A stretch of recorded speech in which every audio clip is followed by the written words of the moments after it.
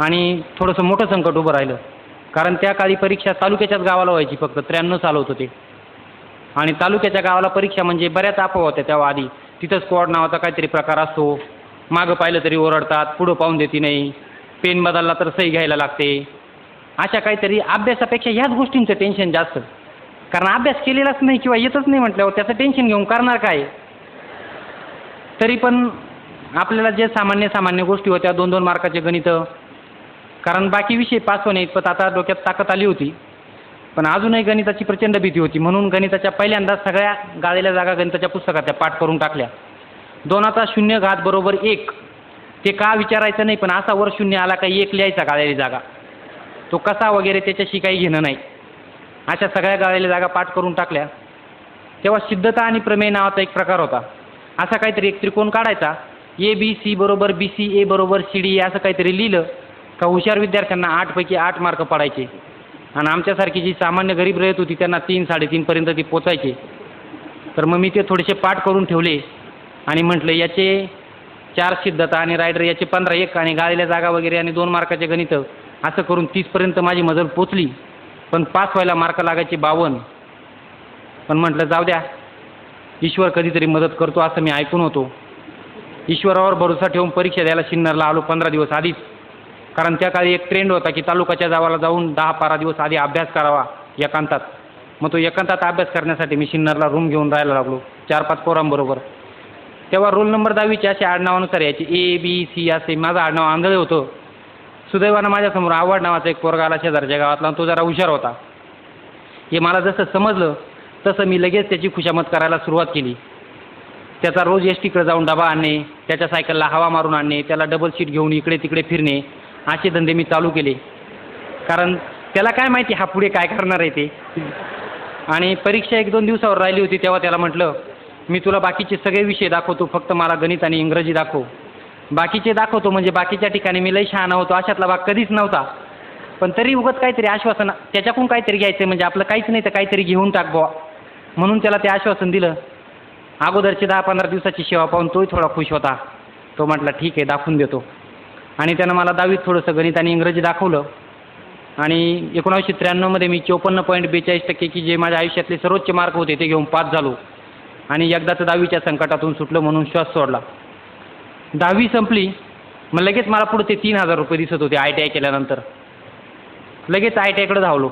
ITIचा form भरला आणि 1 वर्ष ITI करून घेतला. सरकारी ITIमधून सातपूरमधून 1 वर्षाचा एक ट्रेड केला आणि एका कंपनीत कामगार म्हणून कामाला लागलो.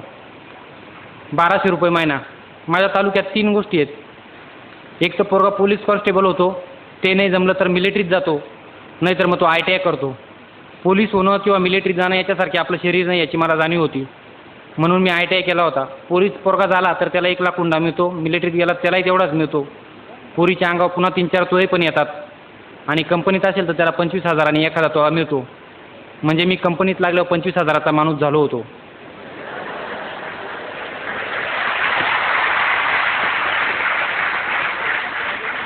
मग कंपनीत काम करत करत सहज आता 11वीला ॲडमिशन घ्यायचं तर कशाला घ्यायचं, सायन्सला घ्यावं तर त्यात इंग्रजी असतं आणि तिथं आपल्याला त्याचा काही प्रश्नच नाही. कोणीतरी सांगितलं होतं की कॉमर्सला ॲडमिशन घेतल्यावर त्यातनं CA वगैरे असं काहीतरी होतं. पण ते पाहिलं तर दुसरा एक म्हटलं त्यात खूप टोटला मारायला लागतात गणिताच्या. म्हटलं हे आपलं गरीबाचं काम नाही, गरीब म्हणजे बुद्धीने.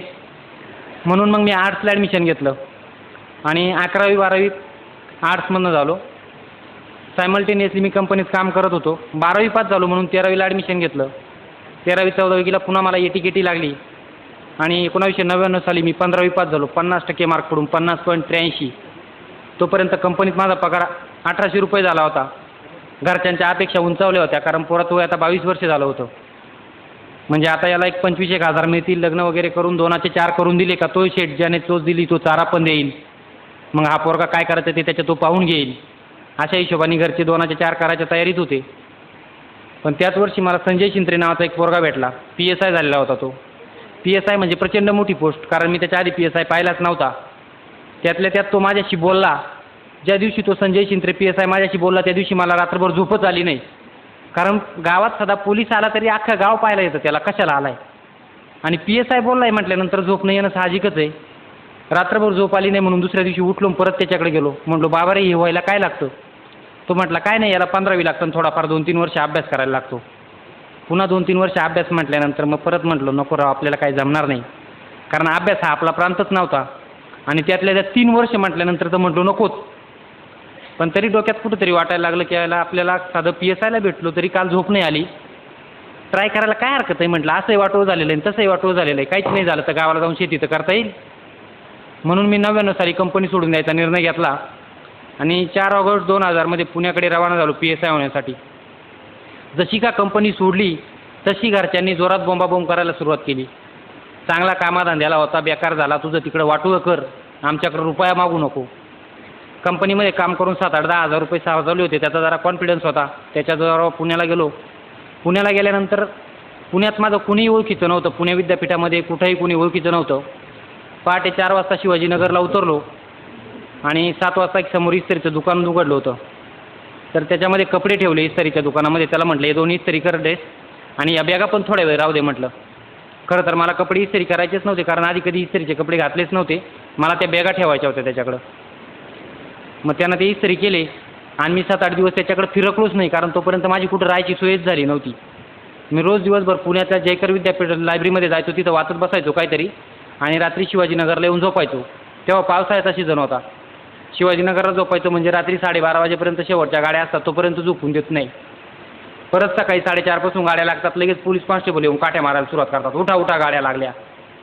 म्हणजे असे माझे 12 ऑगस्टपर्यंतचे दिवस निघून गेले. म्हणजे 8 दिवस मी शिवाजीनगरला काढले आणि 13 तारखेपासून पुण्यामध्ये माझ्याकडं एक मित्र होता, त्याच्याकडे माझी राहायची सोय झाली. पुण्यात पण सोय झाली म्हणजे तिथं हॉस्टेल जे मिळतं ते मेरिटवर मिळतं 15वीच्या मार्कांच्या. आणि आपल्याला मेरिट हा प्रकार माहीत नव्हता. मला 50% होते, 65%च्या पुढच्यांना हॉस्टेल. त्याच्यामुळं आपल्याला हॉस्टेल मिळायचा काही प्रश्नच नव्हता. घरून पैसे मिळणार नाही याची जाणीव होती, म्हणून म्हटलं दुसरा काहीतरी प्रकार करावा. म्हणून कमवा आणि शिका नावाची एक पुणे विद्यापीठात योजना आहे, तिच्यात काम करायचं ठरवलं. सकाळी 5:30 ते 8:30 प्रत्येक तासाला 10 रुपये रोज मिळायचा, म्हणजे दिवसाला मला 30 रुपये मिळायचे. 8:30पर्यंत काम करायचं, नंतर हॉस्टेलवर जाऊन थोडीफार आंघोळ बिंघोळ करून यायची आणि लगेच लायब्ररीतून अभ्यास करायला सुरुवात करायची. असं चालू केलं. करता करता 2003 MA झालो. त्याला पण मला 55%पेक्षा कमी मार्क पडले. आणि जीवनात एक जी अपेक्षा होती की कधीतरी चुकून झालो तो प्राध्यापक हो, शेटनेट नावाचा काहीतरी प्रकार असतो तो करून, तो पण पर्याय बंद झाला. म्हटलं पुन्हा आता MPSC नावाचा प्रकारच करायला लागेल. आतापर्यंत MPSCचा अभ्यास करतच होतो. राज्यसेवा मेन्स नावाचा जो प्रकार असतो तिथपर्यंत मी पोचलो होतो, पण त्यातनं मला काही फायनल पोस्ट मिळाली नव्हती. 2004-05 PSIची एक जाहिरात आली होती, तेव्हा खूप जीव काढला आणि त्या वर्षी PSI झालो, की जे माझं टार्गेट होतं. PSI झालं म्हणजे पोराचा रेट होतो 11 लाख रुपये. मला लगेच ते 11 लाख दिसायला लागले. मनाला एकदम बरं वाटलं, कारण मी स्वतः PSIशी बोलल्यानंतर मला झोप आलेली नव्हती. म्हटलं आता कितीतरी लोकांची अशीच अवस्था होईल माझ्याशी बोलल्यानंतर, आणि म्हटलं आता घरी जावं. पण त्याच वर्षी अजित जोशी नावाचा माझा एक मित्र IAS झाला होता. तो म्हणे अरे काय घेऊन बसलाय म्हणे PSI, म्हणे IAS नाही तर IPS हो म्हणे, 200 PSI हाताखाली येतील. मी थोडा वेळ विचार केला. म्हटलं कुठं IAS व्हायचं, आपल्याला काही परवडणार आहे का, हे 11 लाख झाले. म्हटलं मस्तपैकी वरतून एवढं स्टेटस, गावाकडे किती मोठा फौजदार म्हणजे. तरी पण त्यानं थोडंसं सांगितलं बघ म्हणे जमलं तर. पुन्हा थोडा एक दिवस विचार केला. म्हटलं जाऊ दे मोरदे, असंही वाटोळ झालं आहे तसंही वाटोळ झालं आहे तर 100% वाटोळ होऊन जाऊ द्या. आणि ते PSI जॉईन नाही करायचं असं ठरवलं. आणि घरी आलो. घरी येऊन पाहतोय तर घरचे माझ्यावर जाम खुश, पोरगा PSI झाला आहे म्हणून. आत्तापर्यंत माझ्याकडे कधीच न फिरकणारे वडील एकदम निरीचा शर्ट बिर्ट घालून माझं स्वागत करायला तयारच होते. त्यांना बरं वाटलं पोरगा PSI झाला आहे. गावातले पण लगेच 2-3 जण मागं इकडं तिकडे फिरायला लागले. आणि मी घरी जाऊन सांगितलं, म्हटलं ते काय म्हणताय PSI काय, मी ते काय जॉईन करणार नाही. घरच्यांनी पुन्हा शिव्या द्यायला सुरुवात केली. आणि गावातल्यांना वाटलं कशाचं झालं होतं, कारण PSI म्हणजे आपल्याला वाटतं कोल्हापूरकडचा पैलवान असावा, म्हणजे कुठनं तरी आखाड्यातून आला, एकदम मजबूत असा बॉडी बिल्डर वगैरे. आणि माझ्या तब्येतीकडे पाहिल्यावर कोणाला वाटलं नाही असं काय झालं असेल, सगळ्यांना वाटली थाप मारली म्हणून. आणि म्हटलं काय थापा मारतोय गावाकडे तिकडे पुण्याकडे काहीतरी करतोय. आणि आतापर्यंत MPSCचा अभ्यास करता करता मी ते फुले, शाहू महाराज, आंबेडकर, शिवाजी महाराज, कर्वे असे वाचायचो. आणि मला मधून समाज सुधारण्याची झटके यायची, कारण ते वाचल्यानंतर डोक्यावर परिणाम होतच ना. म्हणतात ना शिक्षण हे वाघिणीचे दूध आहे, ते पेले का झटके येतात, तसे मला ते यायचे. तर लहान भाऊ शेती करत होता, त्याचं वय 23 वर्ष झालं. तर घरचे प्रत्येक वेळेस गेले का पिपाणी वाजवायचे, तुझ्यामुळे याचं अडून राहिले, याचं तरी लग्न करून दे. मग ते PSI होऊन गेलो त्या नादामध्ये. म्हटलं याचं लग्न करून टाका, म्हटलं माझ्या काय नादी लागू नका. मग त्याचा एका ठिकाणी जमवायला गेलो आणि मला समाज सुधारणेचा झटका आला आणि मी त्याचा हुंडाच घेऊन दिला नाही. म्हणजे तो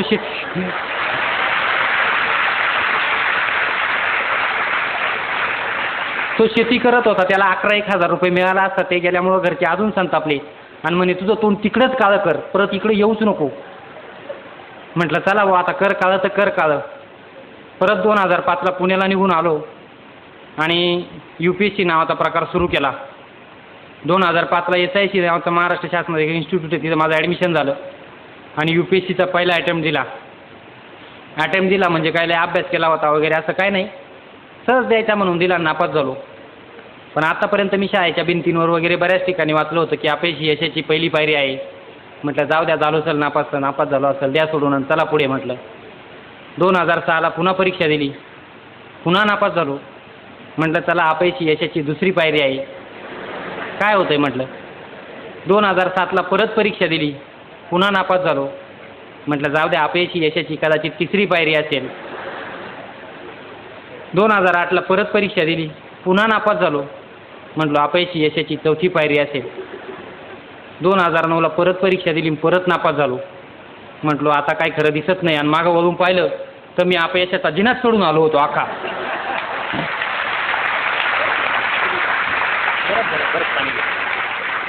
2010ची परीक्षा दिली आणि त्या वर्षी पास झालो. म्हणजे अपयशाचा पूर्ण जिना चढून आल्यानंतर मला यशाची एक पायरी दिसली होती. या प्रोसिजरला वर्ष लागले 5, कारण पहिले 5 वर्षे गेले होते PSI व्हायला आणि पुढचे 5 वर्षे गेले IPS व्हायला. याच्यामध्ये मधल्या काळामध्ये बऱ्याचदा ज्याला आपण काम म्हणतो, ग्रामीण भागातले विद्यार्थी पालक असे कामं भरपूर लागायचे मला. 2005ला PSI सोडलं, 2006ला LICमध्ये डेव्हलपमेंट ऑफिसर सोडलं, 2007ला परत समाज कल्याण खात्यात इन्स्पेक्टर झालो, तेही सोडून दिलं.